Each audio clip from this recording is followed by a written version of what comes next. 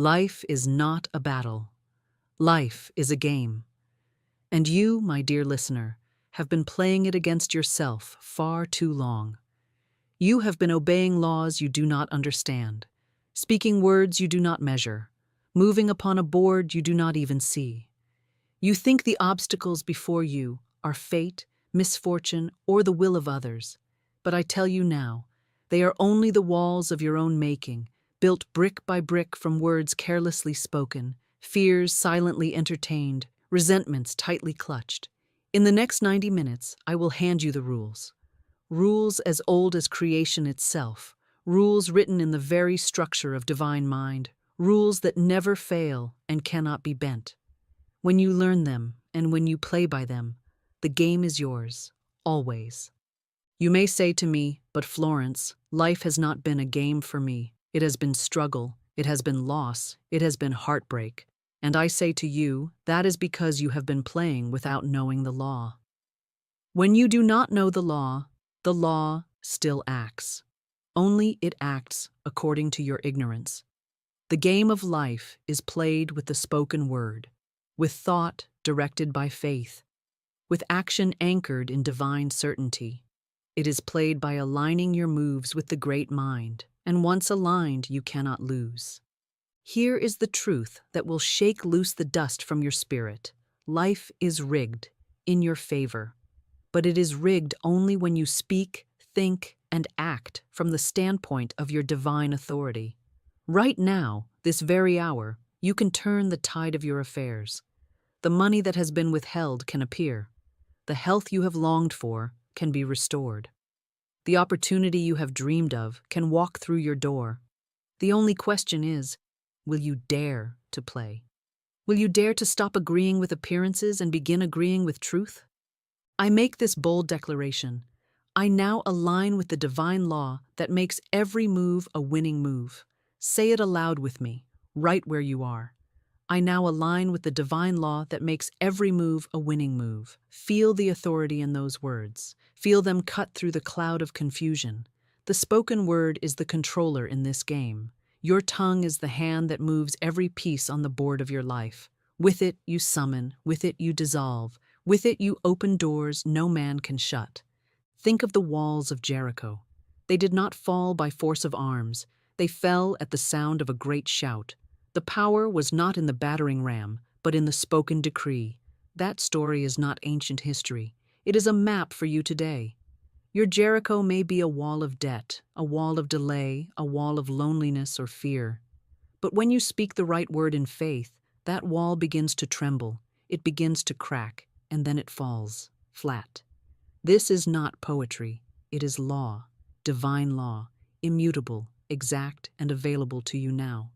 So I stand before you at the very start of this journey, and I say, the game is already yours to win. Every promise of God is already yes. Every resource of the infinite is already at hand. But you must step onto the field as a player who knows the rules. For the next 90 minutes, we will walk them out together. I will show you how to take the controller of your life back into your own hands. I will show you the exact phrases, the exact mental moves that unlock the next level in your affairs.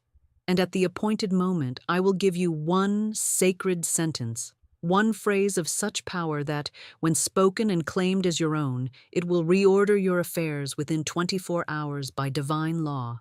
The invitation is before you. You can remain a spectator, watching life happen to you. Or you can enter the game knowing you are already the victor. Decide now. Declare now. I am in the game, and I win by divine right. We begin. The first rule of the game of life, the one that undergirds every other law and without which all other strategies fail, is this. Death and life are in the power of the tongue. These are not idle words from Scripture. They are the divine mechanics of creation. Every word you speak is a seed. Every declaration is a command to the invisible substance from which your world is formed. Whether you speak in idle complaint, in casual cynicism, in fearful anticipation, or in faith-filled authority, the law is the same. You shall have whatsoever you say. It is not the occasional statement that shapes your life, but the constant conversation you carry on with yourself, with others, and with the unseen. You are, at this very moment, living inside a world built by your own words. And if you would change that world, you must change the speech that constructs it. I have often said, your word is your wand. A wand, in the hand of a magician, directs power to a precise point, releases a precise effect. But if the wand is swung carelessly, power is scattered, wasted, even turned back upon the one who wields it. In the same way, the words of the average person fly out in 100 different directions, blessing in one moment, cursing in the next, affirming, and then immediately denying. They say, I am prospered in the morning and I cannot afford it by evening. They declare, I am healed in prayer and I am always tired in conversation. And then they wonder why their life is a patchwork of mixed results, a little gain here and a loss there, a day of joy followed by a week of gloom. It is because their words are double-minded, and a double-minded man, the scripture tells us, is unstable in all his ways. Consider this. The Almighty Himself brought forth the universe not with tools nor with labor, but with the spoken decree, let there be light. He did not speak of the darkness, He spoke of the light, and the light appeared. If you would win this game, you must do the same. You must stop giving your words to the darkness, stop rehearsing the lack, the sickness, the delay, and instead speak only the light you desire to see. This is not denial, it is divine selection. You are selecting, with your words, the reality you wish to bring into visibility. And as you select, so shall it be. I remember one who came to me in great distress over her finances. Her speech was filled with, I can't, and I don't, and it's too late for me. I told her plainly, you are spelling out your own poverty with every sentence you utter. Your words are writing checks your life must cash, and they are all written to the account of lack. I gave her a new statement. God is my immediate and endless supply, and I receive my good now. I told her to speak it each time she felt the old words rising to her lips, to speak it until it became the only language she knew. Within weeks, opportunities opened to her that had been blocked for years, not because the opportunities suddenly came into being, but because her words had cleared the way for her to see and receive them. So hear me now. In this game, the tongue is the game controller, and the word is the move. Every sentence is a step forward or a step back, a gain or a loss, a strike for victory or a point for the opposition. You cannot win speaking against yourself. Therefore, I say to you, speak only those words you are willing to see made flesh in your affairs. When tempted to voice fear, voice faith instead. When tempted to agree with appearances, agree with divine supply. When tempted to speak of delay, speak of immediate fulfillment. And if you find yourself saying, but Florence, I do not feel these things are true, I answer you, feeling will follow faith, and faith will follow the word. Speak first, the rest will come. Now that you have heard the law, you must begin to work it. For knowledge without application is like a key left in your pocket.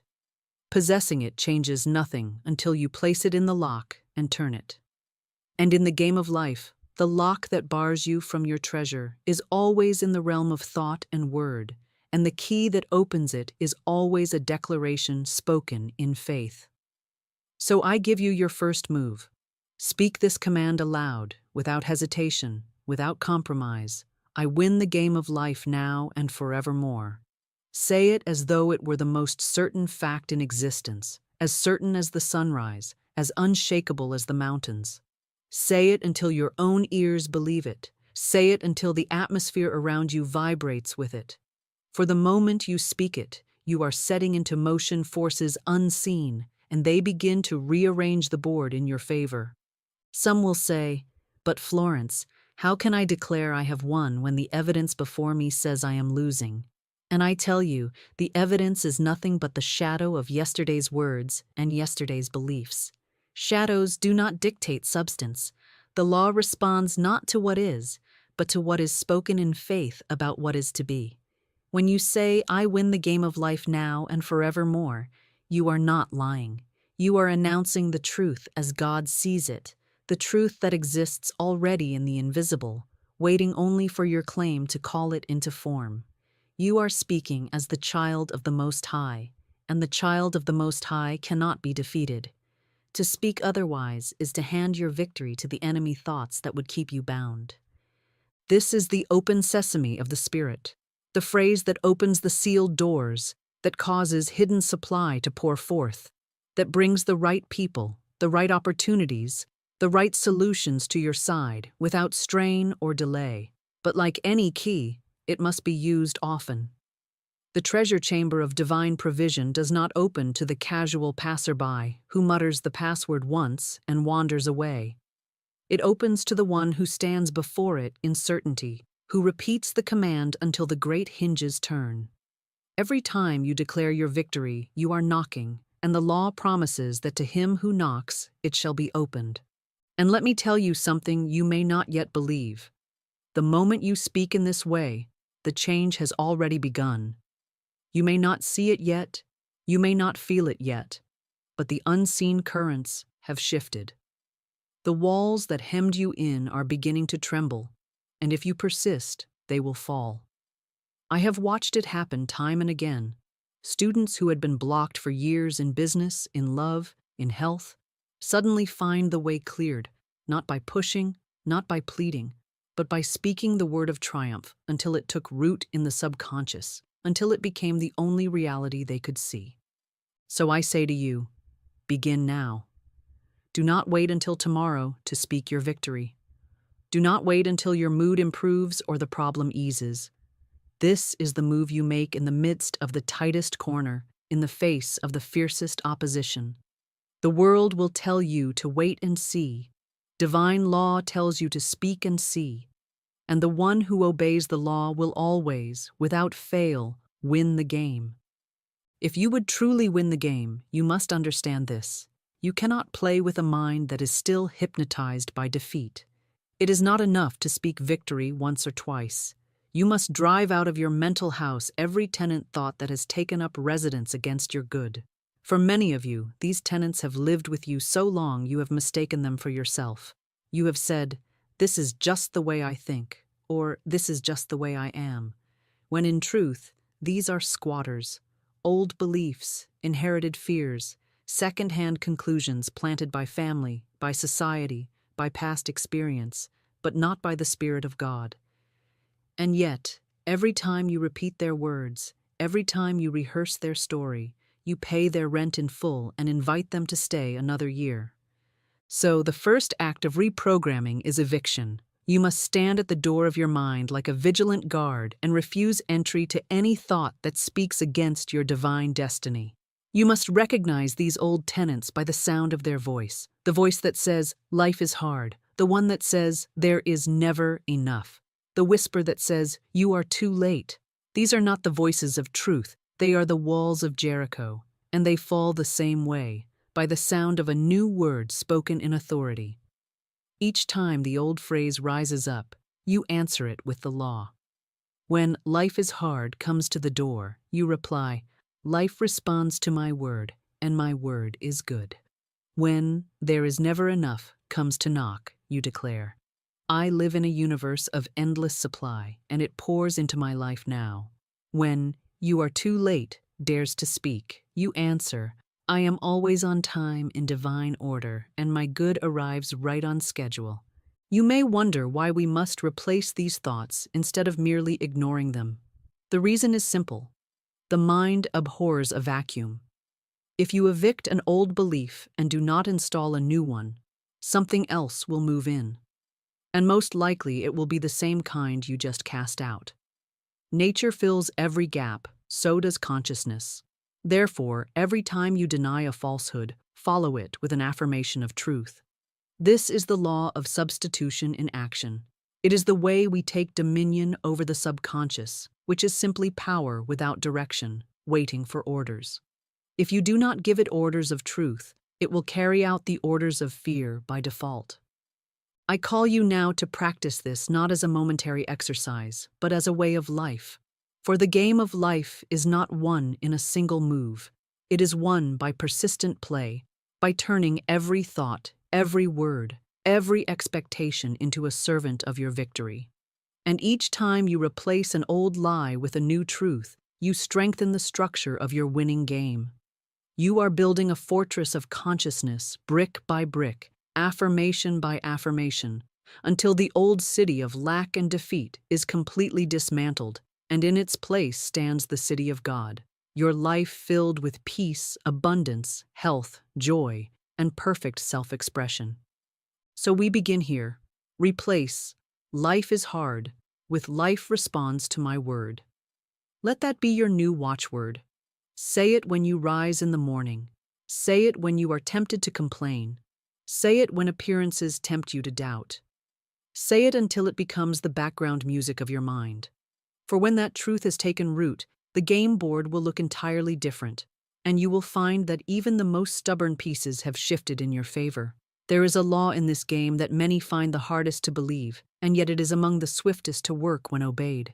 It is the law of non-resistance, and it is summed up in the scripture, "Agree with thine adversary quickly." Now the carnal mind reads those words and cries out, "Why should I agree with what I know is wrong? Why should I submit to something unjust or yield to something harmful?" But the Spirit understands the deeper meaning. Non-resistance is not passivity. It is not surrender to evil. It is the refusal to fight shadows with shadows, the refusal to throw your energy into opposing what is false, thereby giving it more of your life substance. Resistance feeds the thing resisted. Non-resistance starves it out of existence. Think of a river. When the river meets a rock, it does not stand still and argue with the rock, nor does it hurl itself against the stone in endless rage. It flows around it, over it, sometimes under it, but it never stops its forward movement. In time, the rock is worn smooth or carried away, but the river has kept its course without strain. The mind trained in non-resistance does the same. When confronted with an unpleasant person, an unjust word, a blocking circumstance, it does not rise up in battle, it rises in understanding. It says inwardly, "This is but an appearance. I agree with it in order to let it pass. I agree with it as one agrees with the setting sun, knowing it cannot remain in my sky." And in that instant, the thing loses its hold. You have not fed it with your emotion. You have not braced against it with your fear. And so it has nothing to fasten onto in your consciousness. It drifts away as surely as a cloud disappears when the wind shifts. I have seen this law work in the most unlikely of cases. There was one who faced a bitter legal dispute. Accusations, counter-accusations, a storm of human will clashing on every side. He came to me ready to fight, to summon every argument, every defense, and I told him, "Do not resist. Agree quickly with your adversary, not in the sense of yielding your right, but in the sense of releasing your inner tension. See your opponent as already appeased. See the court as already in harmony. See the matter resolved in your favor without struggle." At first, he thought I was counseling weakness, but he obeyed. He stopped rehearsing his grievances. He stopped sharpening his weapons of words. He began instead to affirm, "Every man is a golden link in the chain of my good. Nothing opposes me, for I am in divine order." Within weeks, the case was settled. No loss, no further conflict, only an opening for new business to come in and replace what had been threatened. When you resist, you stand in the path of your own demonstration. You lock horns with the thing you hate and find that you are held as tightly as the other. But when you release, when you yield in consciousness, the adversary has nothing to push against. Your energy is freed to move into channels of solution. The divine law can work unobstructed, for you have stepped aside from the whirl of human contention. And I tell you, stepping aside is often the boldest move you can make in the game, for it is the move that says, "I trust the infinite more than I trust my own struggle." So take this law into your keeping. Practice non-resistance in thought, word, and feeling. When the harsh word comes, do not return it. Let it pass through you like wind through a net. When the delay comes, do not curse it. Bless it as a servant that may be arranging something better behind the scenes. When the door seems shut, do not beat upon it until your hands bleed. Turn and look for the one that stands open at your right. For the player who moves with the river always arrives sooner than the one who fights the current, and the game is won without the bruises and weariness that come from unnecessary battle. Now we come to the moment when you must take your authority and use it directly upon the stage of appearances. For everything you see in the visible world is nothing more than condensed thought, shaped into form by the molds of belief and spoken word. The situation you call real is simply a picture you have been projecting from within, and that picture will change the instant you change the slide in the lantern of your mind. To speak to appearances, then, is to address the picture as the artist addresses his canvas, commanding it into new shapes, new colors, new realities, without waiting for permission from the picture itself. And I tell you, the picture never argues. It obeys the law of the one who knows he is master of it. When you look at a circumstance that disturbs you, resist the temptation to name it as it appears. Do not call sickness my illness. Do not call lack my condition. Do not call discord my problem. To claim it as yours is to bind it to you with chains of your own making. Instead, speak to it as the Christ spoke to the storm. Peace, be still. Speak to it as one who governs it. This situation now dissolves into perfect order by divine law. These words are not wishful thinking. They are the verbal decree that releases the unseen power to reshape the scene. Every time you affirm perfect order, the disorder loses its foothold. Every time you declare harmony, the discord begins to fade, for no form can resist the sustained pressure of a higher truth. I have seen appearances yield almost instantly under such command. There was a woman whose business had been delayed for months by endless red tape, forms misplaced, signatures lost, officials indifferent. Every conversation about it ended in her saying, "It's such a mess, nothing moves forward." I told her, "Then you are speaking your own delay into permanence. Withdraw your word from the mess and give it only to the solution." I gave her this statement. Every obstacle is dissolved. Divine order is now established in this matter. I told her to speak it aloud each morning, each night, and every time she felt frustration rising. Within 2 weeks, every paper was found, every signature signed, and the business was completed. She did not fight the appearance. She spoke to it with the voice of authority and called it into line with truth. In this game, you will often be tempted to rehearse the drama of what you see, to repeat its details as though they were facts carved in stone. But the stone is soft in the hands of the Spirit. Appearances are like clay. They take the shape of the word spoken over them. If you speak fear, they harden into barriers. If you speak faith, they soften and mold into doorways. Therefore, train yourself to be swift in speaking truth the moment the appearance arises. Do not give it a full day to plant itself in your mind. Do not let it spread its roots into your emotions. Meet it at the door with a statement so strong, so certain, that it can do nothing but yield. This, too, works together for my good. Perfect order is now established. My good cannot be delayed or denied. When you master this, you will find that the game changes pace. Delays shrink. Obstacles vanish before they fully form. What once took months now takes days, and what once seemed impossible begins to seem inevitable. You are not ignoring reality. You are creating a higher reality, and the lower must bow to it. This is the art of speaking to appearances, and it is a skill every victorious player must learn, for it is the move that turns the tide again and again until victory is no longer an occasional surprise, but the constant result. In every tangled web of limitation, there is one central thread, one root belief, one kingpin thought that holds the whole structure together. It is like the main stone in an arch. Remove it, and the entire arch collapses. As long as that thought remains unchallenged, you may trim away at lesser ideas. You may decorate the outer walls. You may even experience temporary improvements. But sooner or later, the old structure will reassert itself, for the foundation remains untouched. If you would truly be free, if you would clear the board for a complete and lasting victory, you must identify and remove that kingpin thought. The kingpin thought is rarely the one you notice first. On the surface, you may think the trouble is, I never have enough money, or I am always unlucky in love, or opportunities never come my way. But beneath that is a deeper decree, often unspoken, yet endlessly repeated in the secret chambers of your mind. It may be, life is against me. It may be, I am not worthy. It may be, I am always too late.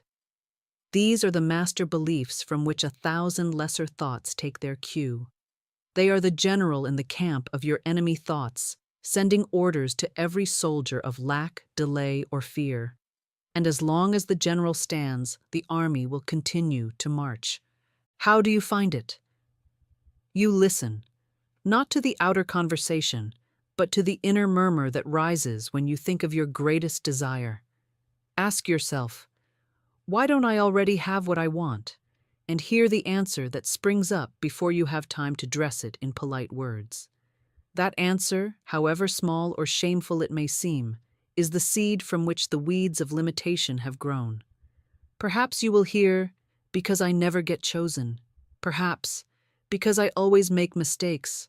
Perhaps, because people like me don't get things like that. Do not run from what you hear, for here is your kingpin. You cannot dethrone an enemy you refuse to look upon. Once you have named it, you do not wrestle with it. Wrestling is resistance, and resistance feeds the thing resisted. Instead, you replace it with a new commander, a truth so strong it overrides every order the old general has given. If your kingpin was, I am not worthy, your new decree is, I am worthy of every good thing, and I receive it now by divine right. If it was, I am always too late, your new decree is, I am always on time in divine order, and nothing can be withheld from me.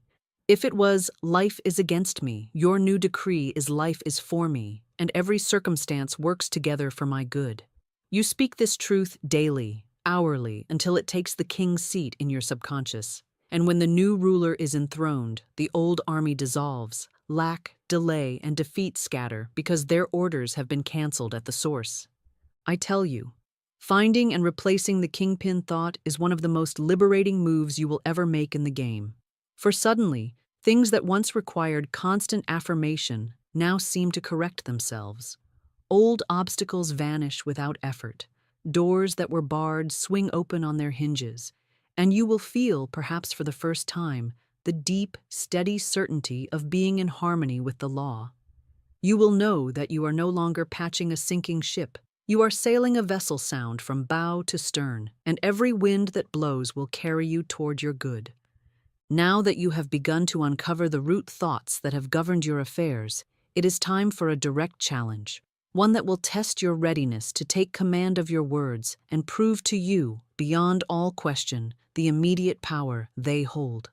For the next 7 days, I command you to speak no word of lack. Not about money, not about time, not about health, not about opportunities, not in jest, not in complaint, not even in idle conversation.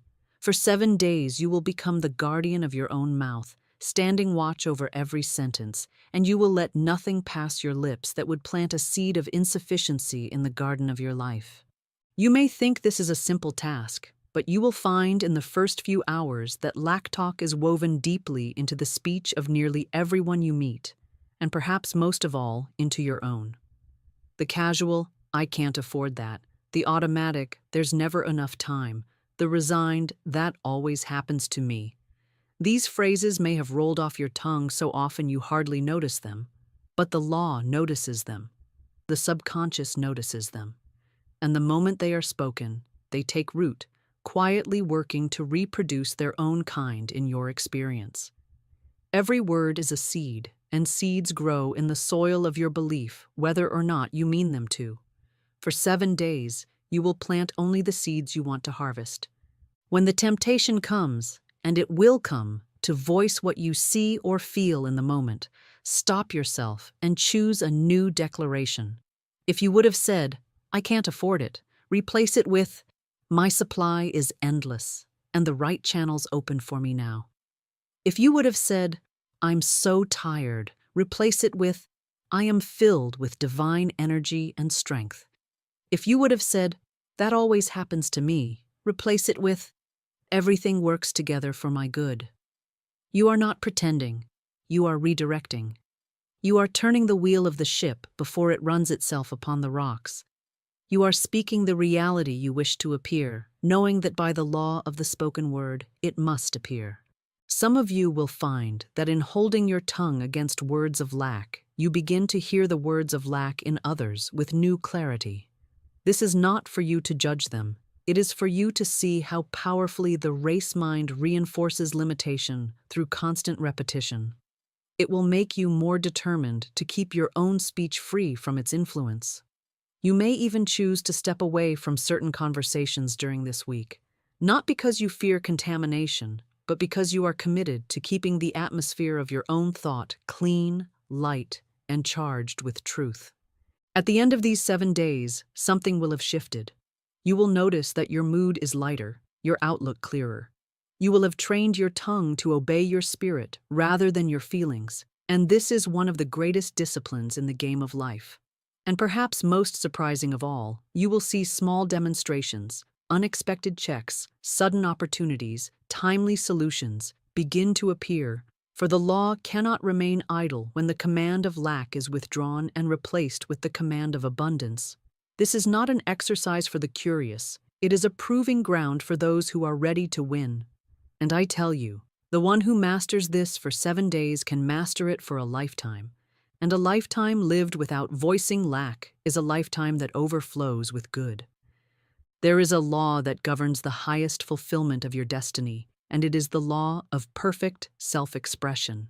Every soul was created with a divine pattern, a unique design in the mind of God, a perfect role in the great game of life. This pattern is not a vague outline. It is complete in every detail. The work you are fitted to do, the relationships that harmonize with your spirit, the home that shelters your joy, the opportunities that match your gifts, even the style in which you live and move. When you find this perfect self-expression, life ceases to be a struggle and becomes a graceful unfolding, each step revealing the next without confusion or delay. You do not have to push, you do not have to grasp, you simply align with the pattern and the pattern draws everything needed into place. But here is where many falter. They try to choose for themselves without consulting the divine blueprint. They look around at the world's standards, its fashions, its measures of success, and they say, "I will have this and I will do that," without ever asking whether it belongs to their particular design. They attempt to play a role meant for another, and then wonder why the fit is awkward, why the rewards are hollow, why the doors refuse to open. You cannot play another's game and win. You must play your own, and the only way to know your own is to acknowledge the author of it. In all thy ways acknowledge him, and he shall direct thy paths. That is not a suggestion. It is a law of perfect self-expression. Perfect self-expression is never selfish, though it is perfectly personal. It is the place where your deepest joy meets the world's deepest need, and in that meeting, there is no friction, no rivalry, no sense of sacrifice. It is the work you would gladly do without pay, though it will always bring your supply. It is the life that feels like breathing, natural, necessary, and sustaining. And it is known not by frantic search, but by quiet recognition. The divine pattern is revealed through intuition, the still small voice, the gentle nudge that says, "This is the way, walk ye in it." And as you follow those leads, step by step, you find yourself in rooms you could not have forced your way into, meeting people you could not have arranged to meet, receiving provision you could not have calculated in advance. I have seen this law at work in those who dared to release their own plans and trust the greater one. A woman came to me certain that she was meant to be in a particular profession because it promised security and status. But every door she knocked upon in that field remained shut, no matter how qualified she made herself. I asked her to lay down the struggle and begin affirming, "I am divinely equipped for my right work. I follow the path of perfect self-expression, and it appears now. Within weeks, an entirely different opportunity arose, one she had never considered, yet one that drew upon her natural talents and brought her a joy she had never felt in her old pursuits. And with that joy came a flow of income greater than the secure path had ever promised.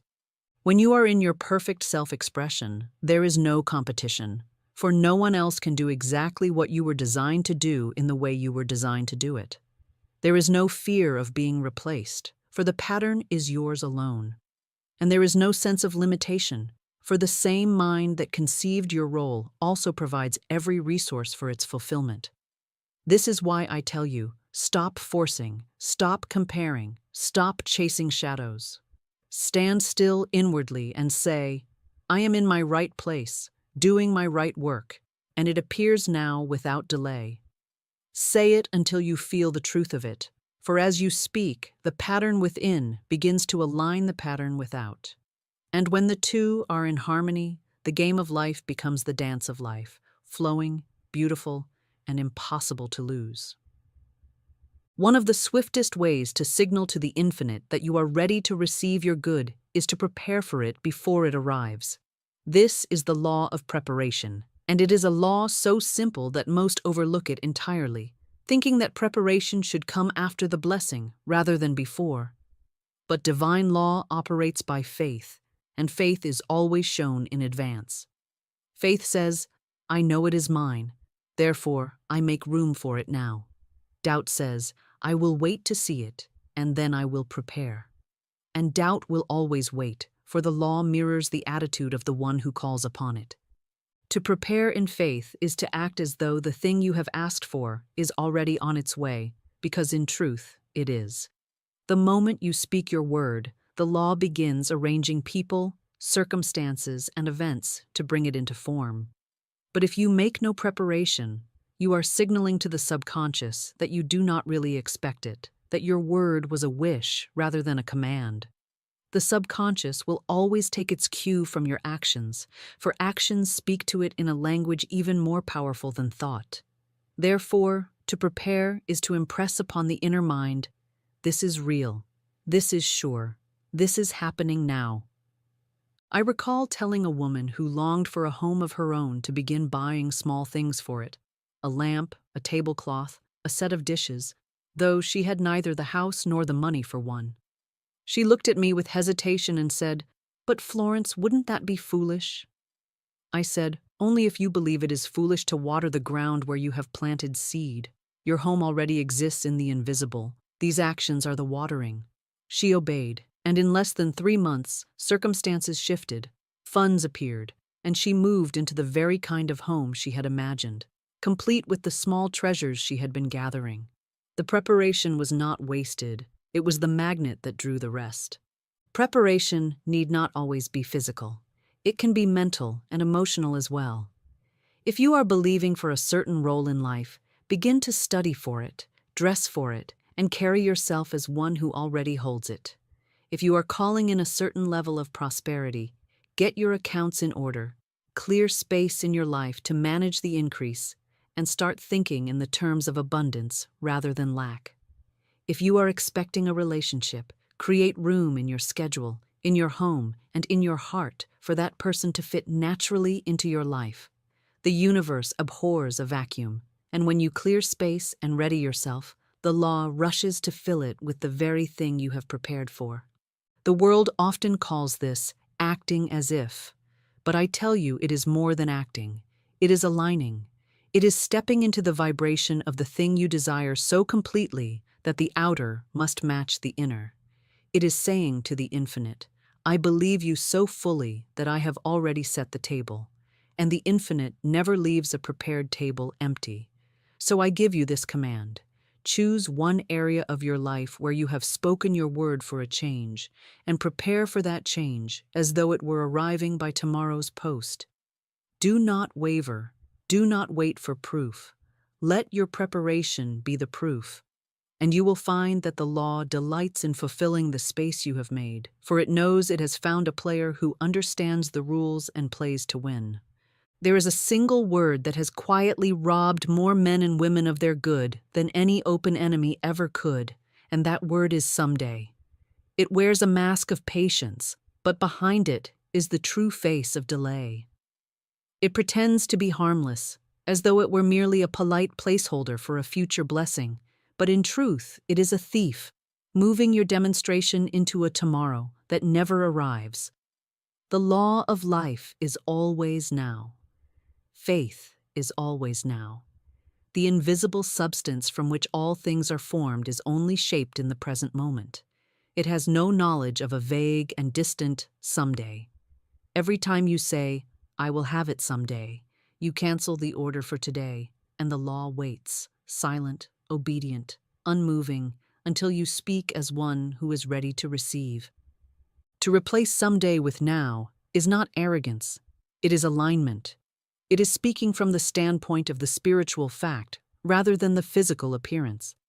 If the divine pattern of your good is already completed in the invisible, then the only correct tense in which to claim it is the present.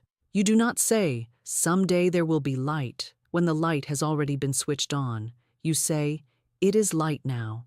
The same is true of your health, your supply, your right work, your perfect companionship. They exist now in their spiritual form, and the moment you declare them as present, you begin to draw that form into visibility.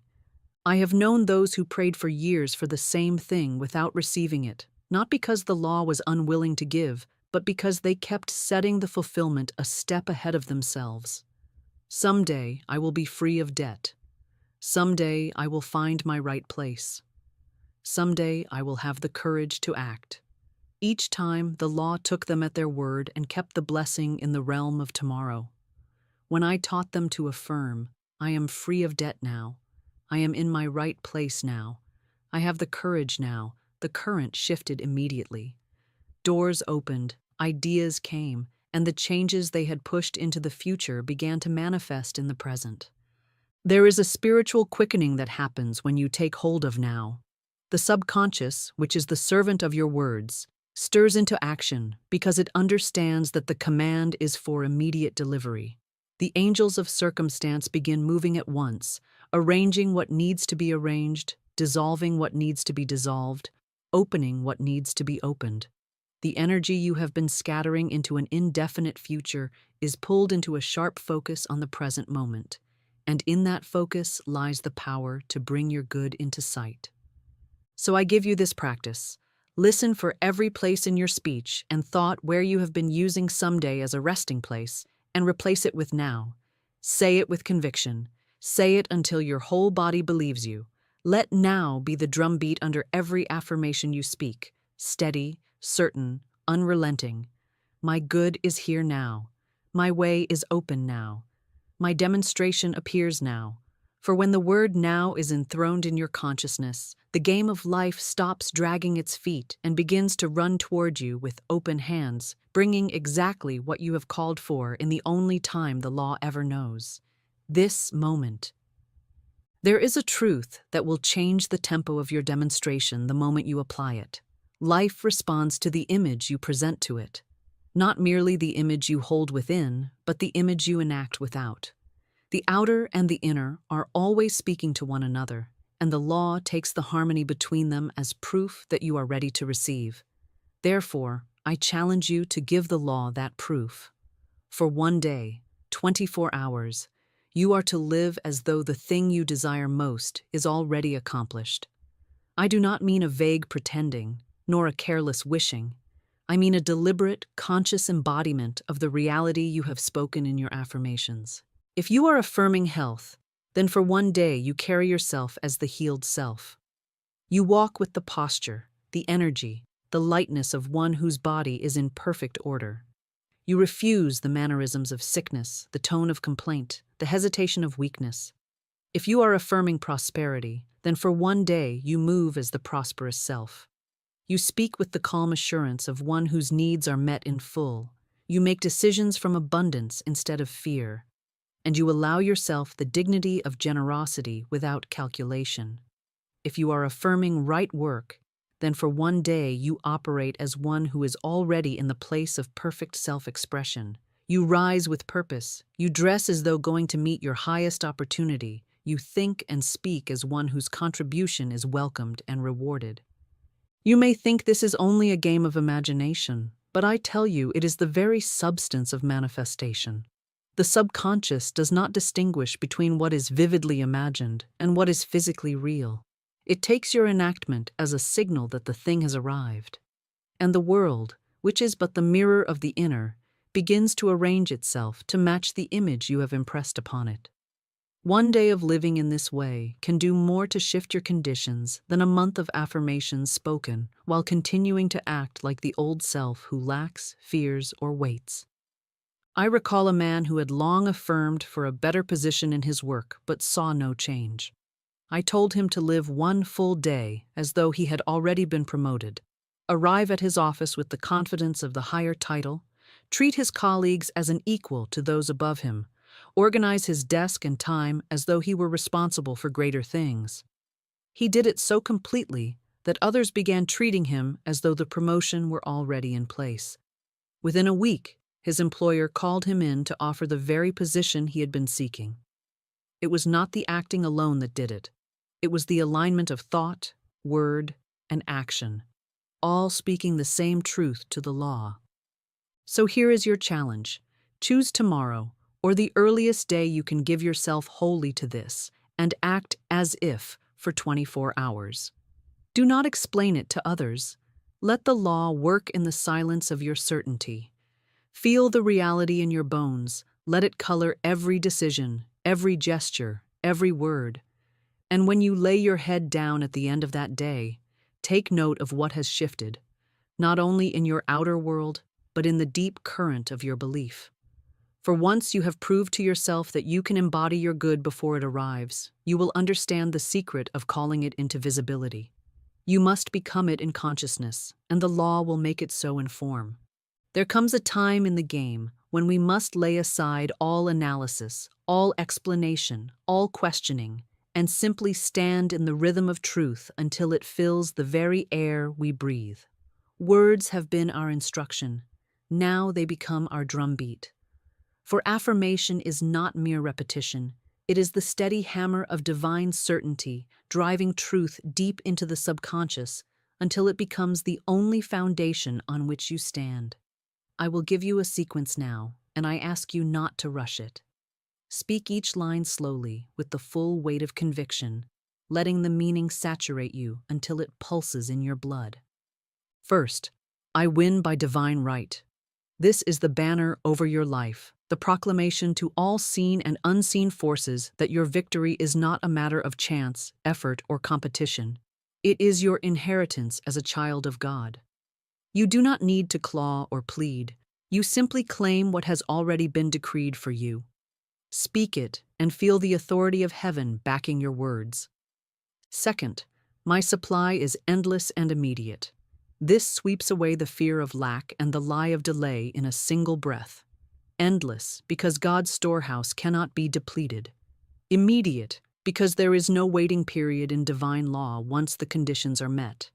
As you say it, picture a river pouring into your life without beginning or end, flowing now, not later, into every area where it is needed. Third, nothing is withheld from me. This cancels the subtle suspicion that others are keeping your good from you, that fate has passed you by, that life has favorites and you are not among them. It declares that everything meant for you must reach you, for there is no power in heaven or earth that can block what the law has already released on your behalf. Fourth, I play the game with joy and mastery. This is the spirit of a true winner, not tense, not desperate, but alive to the beauty of the process. Joy keeps your vibration high. Mastery keeps your moves precise. Together, they make you unstoppable. Let this affirmation wash away every trace of struggle, replacing it with the lightness of one who knows the outcome is certain. I want you to take these 4 and speak them aloud, one after another, in a rising rhythm until they feel like the heartbeat of your being. You may chant them in the morning to set the tone of the day, or in the evening to seal your mind in victory before sleep. You may speak them while walking, while working, while waiting in line. anywhere, for the law is not bound by place. The more often they pass your lips, the more quickly they take root. And when they have taken root, they will bear fruit in your affairs without fail. For the subconscious is a tireless gardener, and it will bring to harvest whatever seed you plant with persistence and faith. Faith and fear are the two great magnets of life. One draws in the good, the other draws in the very things you dread. You cannot hold both in your heart at once, for they are opposite currents, and the stronger will always pull you in its direction.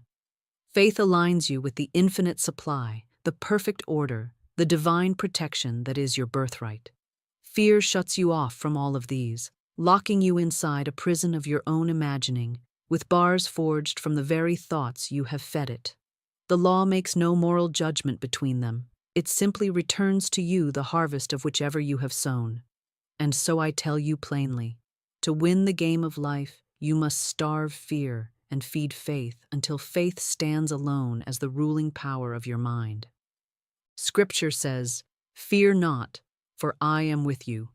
This is not a gentle suggestion. It is a commandment grounded in law. Fear is faith turned upside down. It is belief in evil instead of belief in good. Trust in disaster instead of trust in deliverance. When Daniel was thrown into the lion's den, he could have chosen fear, for all appearances declared that his end was certain. Yet he chose faith. Faith that the law of divine protection overruled the law of the jungle. And so it was. The mouths of the lions were shut, and he emerged without harm. This was not a miracle in the sense of breaking natural law. It was the demonstration of a higher law superseding a lower one, as light always supersedes darkness when it is introduced. Faith is not a vague hope. It is a present tense knowing, a settled conviction that the thing you have spoken is already yours in the unseen and must appear in the seen. It does not waver when the outer picture remains unchanged. It holds steady until the picture conforms. Fear, by contrast, is always about what might happen. It is the energy of projecting trouble into a future that does not yet exist and then living as though it were already upon you. And here is the tragedy. That very act of living in it gives it substance, calling it forth from the realm of possibility into the realm of form. I have counseled many who were unknowingly feeding fear while thinking they were exercising faith. They prayed for healing while speaking constantly of their symptoms. They affirmed abundance while rehearsing every possible way they might lose what they had. They declared harmony while holding imaginary arguments in their minds. The subconscious does not take sides. It simply gives form to the dominant images impressed upon it. And so these would-be demonstrations were delayed or reversed, not because the law failed, but because the law was obeying the stronger magnet in operation. To walk in the law of faith and fearlessness, you must become ruthless in your mental housekeeping. The moment a fear thought appears, you deny it entry. That is not my reality. My reality is divine protection, divine supply, divine order. You replace it instantly with the corresponding truth. If fear says, "You will lose," you answer, "Nothing can be lost that belongs to me by divine right." If fear says, "You will fail," you declare, "I succeed by the power of the infinite, and my success is assured." If fear says, "You are not safe," you proclaim, "The Lord is my refuge and my fortress. No harm can come near me." Each time you do this, you weaken fear's hold and strengthen faith's dominion. There comes a point where faith becomes the default, where fear's voice is so faint it no longer sways you. And at that point, demonstrations become swifter, larger, and more effortless, for the energy that once leaked away into anxiety is now wholly directed toward building your good. This is the realm of the fearless player, the one who steps onto the board with quiet confidence, knowing the law is on their side and that no opposing force can stand before it. Such a player does not merely win. They win with peace, with joy, with the deep satisfaction of one who knows they have mastered the inner game, and the outer must follow. Delay is one of the most cunning illusions in the game of life. It dresses itself as divine timing when, in truth, It is often nothing more than the fruit of doubt, indecision, or an unconscious belief in postponement. Many live their entire lives in the waiting room, convinced that their good is on the way, never realizing that by holding it in the future, they are keeping it forever out of reach. The law does not decide the timing apart from your own consciousness. It responds in perfect precision to the date stamped on your mental and spoken word. If you keep dating it tomorrow, next year, or when things settle down, the law will faithfully hold your package in the warehouse until you change the order to now. To break the spell of delay, you must first recognize that it is a spell, an enchantment woven by your own words, thoughts, and emotional agreements. Every time you say, "I'm waiting for the right moment," or "it's not the right time yet," you are reaffirming that your blessing is not here, and the law will never violate your decree. The truth is, the right moment is created by the word you speak in faith, and the moment you speak it, the channels of manifestation begin to open. It is not time that must ripen, it is your own acceptance. I recall a man who came to me year after year with the same desire to start his own business. Each time he would say, "I'm almost ready, just a little more saving, just a little more planning." I told him, "You will always be almost ready if that is the word you keep giving the law. Start speaking as one who is ready now, and you will find that the missing pieces come into place as you move." Reluctantly, he began to affirm, "I am fully equipped, funded, and supported for my business now." Within months, an investor appeared, equipment was provided, and the perfect location became available. Nothing in the outer world had been truly missing. It was his readiness that had been missing, and readiness begins in the mind. Therefore, I give you this command. Remove the language of waiting from your mouth for the next 24 hours. Do not speak of when in the future tense. Speak of now in the present tense. Instead of saying, "When I have enough money," say, "My provision is complete now." Instead of saying, "When the right opportunity comes," say, "The perfect opportunity is here now, and I act on it with confidence." Instead of saying, "When I am ready," say, "I am ready now, and I move forward in divine order." The law responds to the vibration of readiness like a key in a lock. It turns, the door opens, and what you have been waiting for rushes in as though it had been standing just on the other side. The spell of delay is broken the moment you refuse to honor it with your speech or your expectation. You cannot both cling to the idea of later and claim the reality of now. The two cancel each other out. Choose now and release later completely. You will find that time itself seems to shorten, that processes you thought would take months resolve in weeks, that results you expected next year are in your hands within days. This is not magic, it is law, and the law is always ready to deliver. It waits only for you to place the order without a future date stamped on it. We have walked together through the laws, the strategies, the reprogramming of thought and speech, and now the moment has come for the sealing of the word, a public decree, a sacred contract between your spirit and the immutable law of God.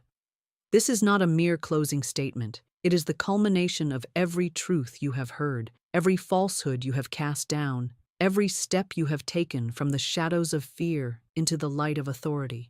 For when you speak a thing with full faith, and when you confirm that word before heaven and earth, you set in motion forces that will not, cannot, return void. I give you now the sentence you have been prepared to speak, not casually, not experimentally, but as the deliberate act of one who knows they hold the controller in the game of life and has chosen the winning move. Say with me, I now step into the life prepared for me. It appears within 24 hours by divine law. This is not a wish, it is not a bargain. It is the calling forth of what is already yours, from the invisible into the visible. You are not asking. Asking implies that you might be refused. You are not hoping. Hoping leaves the matter undecided. You are declaring, and declaration seals the matter in the courts of spirit. I instruct you to do more than whisper it in your heart. Speak it aloud, for the spoken word is the hammer that drives the stake of truth into the ground of the subconscious. And then, as a sign of your seriousness, as an act of faith in motion, write it publicly. Type it in the comments of this very message so that it stands as your public decree. This is not for my benefit. It is for yours. It is a sacred act, a written signature on the invisible contract you have just formed. The law takes your word seriously, so must you. And why 24 hours? Because a fixed time frame concentrates the mind, sharpens expectation, and signals to the subconscious that you are not placing your good into some vague someday, but calling it into form now. You may be astonished at how quickly the channels open when you give them a clear order. For some, the result will arrive in minutes. For others, the first signs will appear within the day and unfold rapidly thereafter. But all who speak and sign this decree in faith will find that the ground beneath them has shifted, that the atmosphere around them feels charged, and that movement is underway in ways both seen and unseen. So I say to you again, not as suggestion, but as command. Type exactly in the comments, "I now step into the life prepared for me." It appears within 24 hours by divine law. Do it with the same solemnity you would sign a covenant that secures your inheritance, for that is precisely what you are doing. And then, hold your mind in the vibration of expectancy. Do not dilute it with doubt. Do not scatter it with idle talk. Watch with the eyes of faith, for the moment you speak and write these words, your good begins its swift approach. This is your sacred activation. This is the move that wins the game. Now we come to the final strokes of the brush upon the canvas, the last notes of the song that has been building within you from the very first word of this journey. This is the moment to anchor every truth we have spoken, to set it like a seal upon your mind and heart, so that when you rise from this time together, you carry the rhythm of victory into every hour that follows. These affirmations are not merely a closing ritual. They are the keys that lock the door behind you so that you cannot wander back into the old house of fear, lack, and delay. Speak them aloud, speak them slowly, and let them reverberate within you until you feel the ground of your consciousness steady and unshakable beneath your feet. First, the walls of lack have crumbled, and I walk freely into my promised land. See it as you say it, those towering walls of debt, of closed doors, of withheld opportunities, lying in ruins before you, the way ahead clear and wide. This is your Jericho moment, and every step you take now is across the threshold into the territory already marked out for you by divine right. Second, the kingpin thought that bound me has been removed and my mind is free. Feel the lightness in this, the sudden release of a burden you may have carried so long you forgot what it felt like to be without it. That old root belief, the one that whispered, "not worthy," "too late," or "not enough," is gone, and in its place stands the strong and living truth of who you are in God. Third, I have prepared my place, and my good fills it completely. Let this be your declaration to the infinite, that you have made room in your affairs, in your thoughts, in your very schedule for the blessings have called forth, and that you stand ready to receive them without hesitation. Picture the table you have set in faith, now covered with the feast of answered prayer. Fourth, I win the game of life now and forevermore. This is the banner under which you will live from this day forward. The knowledge that you are not at the mercy of chance or circumstance, but that you move in harmony with divine law, and in that harmony, every move is a winning move. Speak it until you feel it, and then speak it until you know it. And finally, I am the fearless, faithful player of my divine game, and I claim every good thing that is mine by right. This is your closing signature, your final declaration of identity. You are not the hesitant spectator you may have been before. You are not the doubter, the waiter, the one forever preparing to begin. You are the player who has learned the rules, mastered the moves, and stands victorious not only in the outcome, but in the spirit with which you play. As you speak these affirmations, feel them as living realities. Let them settle into the deep places of your being where the subconscious takes them as orders to be carried out without delay. And when you step back into the world after this moment, carry them on your lips and in your mind like a song that cannot be silenced. For the game is yours, the victory is yours, and by divine law, nothing can take it from you.